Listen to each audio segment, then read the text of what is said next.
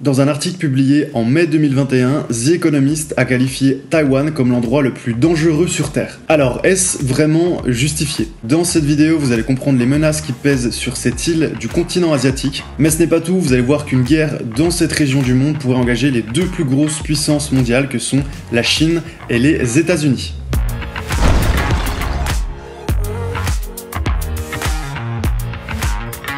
L'île de Taïwan se situe entre le Japon et les Philippines. Elle est séparée de la Chine continentale par le détroit de Taïwan et elle compte 23 millions d'habitants. C'est une île qui a été colonisée par les Espagnols puis par les Hollandais avant d'être finalement conquise à la fin du XVIIe siècle par la dynastie Qing, qui est aujourd'hui la dernière dynastie impériale à avoir régné sur la Chine. Cette mainmise chinoise, elle va durer jusqu'en 1895, moment où elle va être cédée au Japon après la défaite durant la guerre sino-japonaise. En 1942, la Chine profite de l'entrée en guerre des États-Unis contre le Japon pour remettre la main sur Taïwan. Et après la Seconde Guerre mondiale, une guerre civile a éclaté en Chine entre les forces nationalistes et le Parti communiste chinois. Les communistes l'ont emporté en 1949, poussant le Parti nationaliste à Taïwan pour fuir les communistes. Ils ont été suivis par plus de 2 millions de Chinois qui s'opposaient à ce parti communiste. Si Taïwan et la Chine ont amorcé un rapprochement commercial depuis, le Parti communiste chinois n'a jamais vraiment mis de côté l'idée de s'approprier l'île de Taïwan.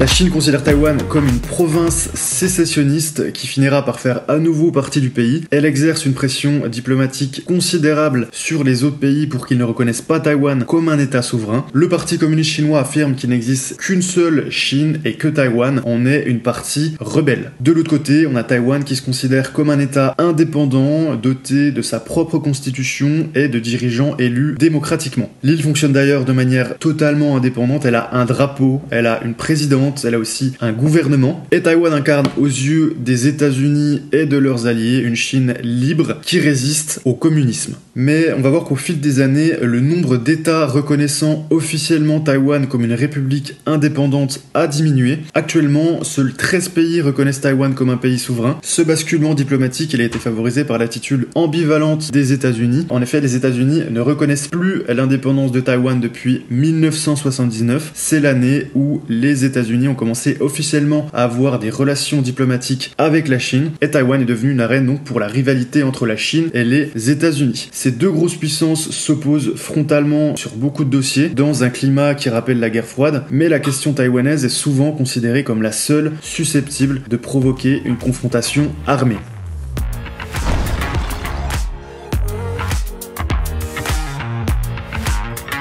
Le Parti communiste chinois insiste sur le fait qu'il a le devoir de réaliser l'unification de la Chine. Le président chinois Xi Jinping a d'ailleurs promis une réunification pacifique avec Taïwan. En octobre dernier, il a déclaré que réaliser la réunification de la patrie par des moyens pacifiques est dans l'intérêt général de la nation chinoise, y compris des compatriotes de Taïwan. Le Parti communiste chinois affirme toutefois que pour arriver à ses fins, la Chine n'hésitera pas en dernier recours à faire usage de la force. On a Pékin qui accentue la pression sur Taïwan depuis l'élection en 2016 de la présidente Tsai Ing-wen, qui rejette le principe d'une seule Chine, mais cette présidente, elle se montre insensible aux pressions chinoises et elle assure que Taïwan défendra son système démocratique coûte que coûte.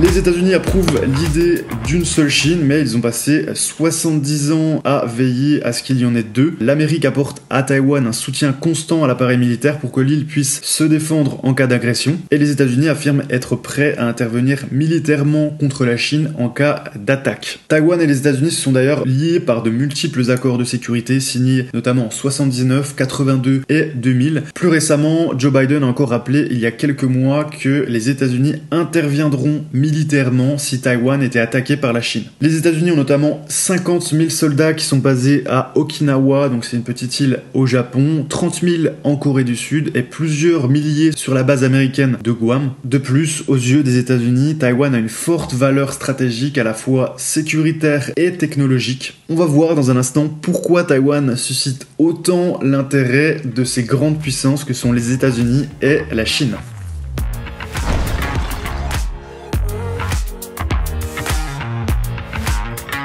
Premier élément d'importance entre ces deux puissances économiques, c'est forcément la prospérité de cette île. L'économie de Taïwan est extrêmement développée et en avance dans de nombreux domaines de pointe. Une grande partie des équipements électroniques utilisés quotidiennement dans le monde, comme les téléphones portables, les ordinateurs, en passant par les montres et les consoles de jeux, sont alimentés par des puces informatiques fabriquées à Taïwan. Une seule entreprise taïwanaise qui s'appelle la Taiwan Semiconductor Manufacturing Company, qu'on peut appeler aussi la TSMC, détient plus de la moitié du marché mondial des semi-conducteurs. Ces semi-conducteurs, ce sont des puces électroniques qui sont utilisées dans ces appareils de consommation courante dont on vient de parler. Cette industrie des semi-conducteurs, elle représenterait près de 100 milliards de dollars seulement en 2021. Et si la production de l'usine TSMC à Taïwan devait s'arrêter, il en serait de même pour toute l'industrie électronique mondiale. Donc vous voyez un petit peu l'importance de cette île, surtout l'importance de cette entreprise taïwanaise sur l'économie mondiale. Cette entreprise TSMC, elle a un savoir-faire qui représente quasiment 10 ans d'avance sur ses concurrents en termes de puces électroniques, et une prise de contrôle chinoise à Taïwan, ça pourrait donner à Pékin un certain contrôle sur l'une des industries les plus importantes au monde.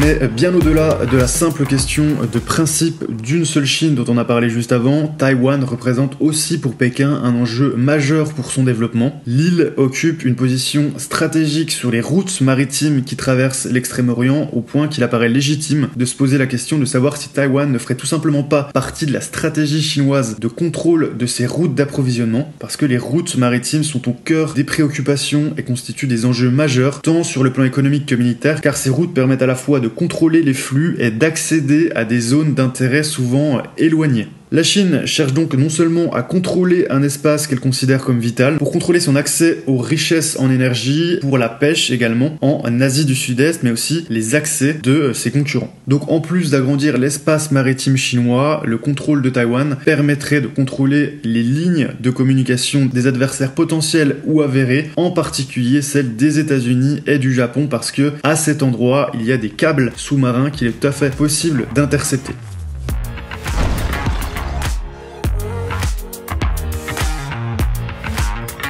Au cours des 2 dernières décennies, l'affirmation de puissance de la Chine associée au repli progressif des États-Unis de l'Asie s'est traduite par la crainte pour Washington de perdre toute influence dans la zone. Les alliés sont alors mobilisés pour composer une sorte de front anti-chinois avec un mélange d'affirmation de la démocratie, de dialogue stratégique et une mise en avant des risques liés à la montée en puissance chinoise. Les États-Unis ont donc constamment réaffirmé leur lien avec le Japon et la Corée du Sud, qui sont 2 pays dans lesquels la présence militaire américaine reste très forte 30 ans après la fin de la guerre froide. Bien que les États-Unis ne soient pas tenus par un traité de défendre Taïwan, faut dire qu'un assaut chinois serait un test de la puissance militaire de l'Amérique et de sa puissance diplomatique et politique. Parce que si les États-Unis n'intervenaient pas, la Chine deviendrait du jour au lendemain la puissance dominante en Asie, et les alliés des États-Unis dans le monde comprendraient qu'ils ne peuvent plus compter sur les Américains.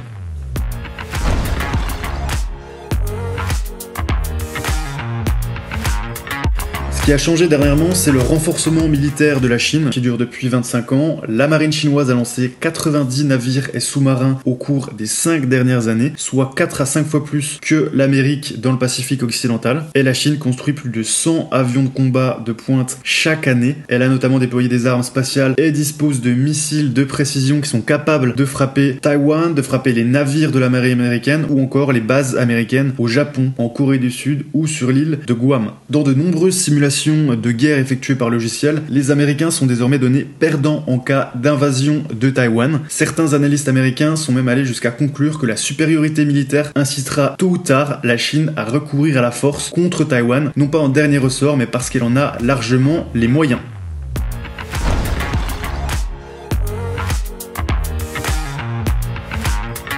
Autre preuve que la Chine s'apprête à conquérir l'île de Taïwan, c'était en 2021 quand la Chine a renforcé la pression sur Taïwan en envoyant des avions militaires dans la zone de défense aérienne de l'île. Et Taïwan a rendu public les données relatives aux incursions d'avions en 2020. Le nombre d'avions signalés a atteint un pic en octobre 2021 avec 56 incursions en un seul jour. Le journal taïwanais South China Morning Post a eu accès à un document qui révèle que les troupes chinoises pourraient lancer une attaque éclair contre Taïwan en transformant un simple exercice militaire en une invasion à grande échelle. Apparemment, la Chine prévoirait de cacher ses troupes de débarquement par des exercices militaires près des côtes de Taïwan. Ce document détaille qu'en parallèle d'une invasion sur le sol taïwanais, Pékin enverrait ses navires de guerre pour repousser les forces étrangères susceptibles de venir défendre Taïwan. Donc la Chine pourrait ensuite faire un blocus autour de l'île pour s'assurer de sa soumission. Les Chinois pourraient aussi frapper toutes les infrastructures importantes de Taïwan grâce à ses missiles balistiques et hypersoniques, ce qui permettrait à Pékin d'obtenir facilement la supériorité aérienne grâce à ses nombreux avions de chasse. Cette opération devrait être menée de manière éclair avant l'arrivée des renforts américains qui pourraient compromettre la réussite de son invasion. Ce document, ce n'était pas le premier constat alarmant sur la situation.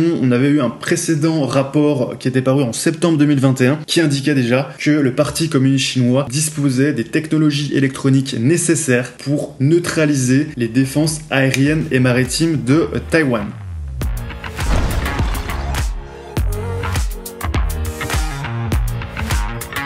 Le conflit entre la Russie et l'Ukraine risque aussi de précipiter le projet d'invasion chinoise de Taïwan. Selon Antoine Bondaz, chercheur spécialiste de la Chine à la Fondation pour la recherche stratégique, il est certain que la Chine va utiliser l'invasion ukrainienne par la Russie à son avantage. Elle observe et apprend tout en adoptant un silence stratégique en ne critiquant pas directement la Russie. D'après ce spécialiste, le plus important pour la Chine, c'est d'évaluer la nature et l'ampleur des sanctions de l'Union européenne contre la Russie. Si l'Union européenne ne décide pas de fortes sanctions contre la Russie, alors la Chine saura qu'en cas d'invasion de Taïwan, elle risque peu de sanctions et que ça peut en valoir la peine. Et forcément que l'Union européenne est faible. Donc cette faiblesse de l'Union européenne en Ukraine, ça pourrait motiver encore plus les Chinois. On sait que les deux invasions pourraient être un petit peu comparables parce que Vladimir Poutine avait aussi invoqué ce plan historique en invoquant les liens ancestraux entre l'Ukraine et la Russie pour justifier son invasion. Donc c'est un petit peu pareil pour la Chine qui justifie de l'unicité de sa Chine avec Taïwan. Donc ce seraient deux invasions qui sont assez comparables. Donc la Chine peut remercier Vladimir Poutine qui va un petit peu en éclaireur tester les résistances de la communauté internationale et voir ensuite comment cela va se passer.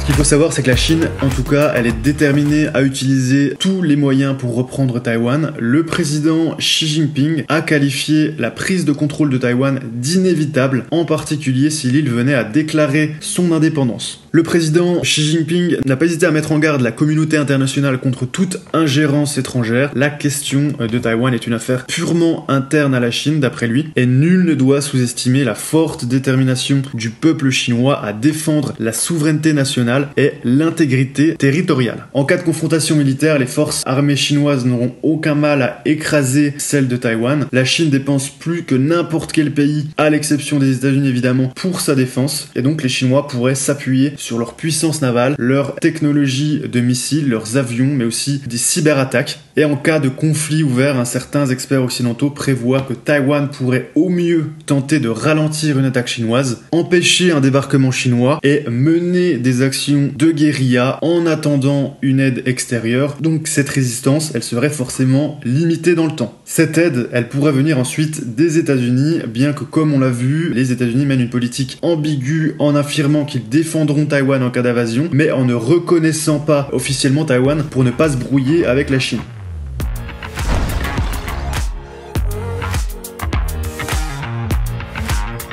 Petit espoir pour Taïwan, des simulations réalisées par l'US Air Force montrent que Washington pourrait finalement repousser une invasion chinoise. Donc si les Américains décidaient d'employer la force et d'y mettre les moyens, il est possible actuellement qu'ils puissent repousser l'invasion chinoise. Mais forcément ça se ferait au prix d'énormes pertes humaines et matérielles. Les officiers américains estiment pouvoir remporter la victoire si au moins 80% de toutes les forces militaires américaines sont envoyées au front. Donc il faudrait qu'il y ait 80% de tous les soldats, de tous les bateaux, de tous les avions américains pour espérer l'emporter. Par exemple, en termes de porte-avions, les Américains devraient déployer 6 de leurs 11 porte-avions pour espérer avoir la supériorité aérienne sur la Chine.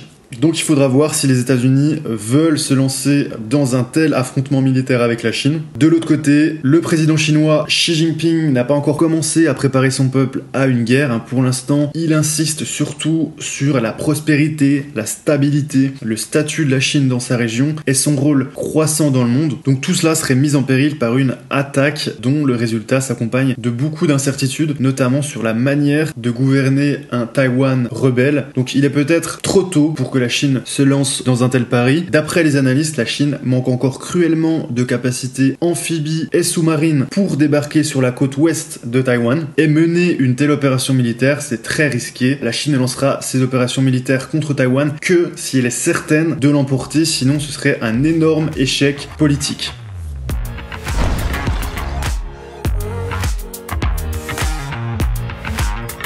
Au final, personne ne peut vraiment savoir ce que le président chinois a l'intention de faire aujourd'hui, et encore moins ce que lui ou son successeur pourrait vouloir à l'avenir. L'impatience de la Chine est susceptible de croître. Le goût du risque du président chinois pourrait s'aiguiser, surtout s'il veut que l'unification avec Taïwan couronne un petit peu son héritage. Mais il faut garder en tête que personne n'avait imaginé que Poutine allait envahir l'Ukraine. Pourtant, il l'a bien fait. Quoi qu'il en soit, le temps joue en faveur des Chinois. La Chine est capable d'envahir Taïwan dès maintenant, mais elle doit calculer le coût qu'elle devra payer et le type de résultat qu'elle souhaite obtenir. Après 2025, ses coûts et ses pertes seront réduits au minimum, a déclaré le ministre taïwanais de la Défense. Et cet avis est partagé par les hauts gradés américains qui initialement avaient prévu que la Chine envahisse Taïwan d'ici 2050, mais dorénavant, ils pensent que la Chine le fera avant 2030.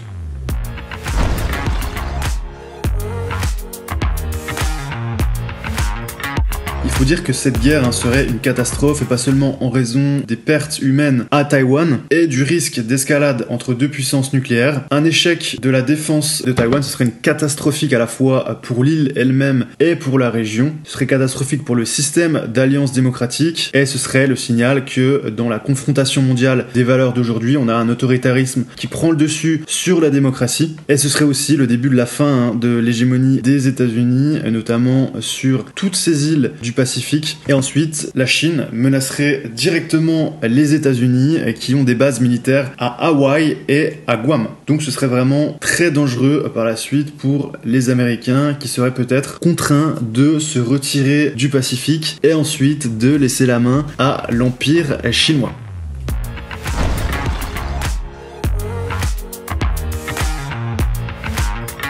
Pensez à mettre un like et à vous abonner à la chaîne si c'est pas encore fait. Sur cette chaîne, je parle d'économie mais aussi de trading. D'ailleurs, j'offre une formation qui vaut normalement 99 €, c'est la formation Nasdaq Trading, dans laquelle vous allez apprendre des stratégies pour gagner un complément de revenus grâce aux indices boursiers américains. Cliquez sur le lien juste en dessous de cette vidéo pour télécharger gratuitement la formation. Et moi, je vous dis à bientôt pour une prochaine vidéo.